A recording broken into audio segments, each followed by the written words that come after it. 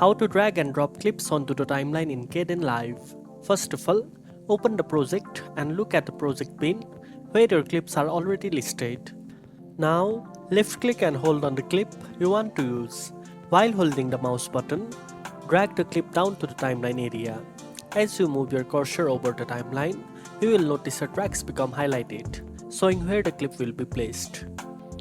Once you are hovering over the right track, simply release the mouse button. The clip will be added to the timeline exactly where you dropped it. You can repeat this process for any other clips you want to use. If you want to adjust the position, just click and drag the clip left or right to change its timing.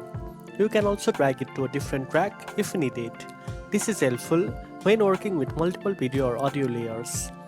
You can also drag the same clip again from the project bin to use it in another part of the timeline. Each copy can be edited separately, trimmed, or split based on your needs. And that's it. Now you know how to drag and drop clips onto the timeline in Kdenlive. If you found this video helpful, don't forget to like, share, and subscribe for more tech tips. Thanks for watching, and I'll see you in the next one.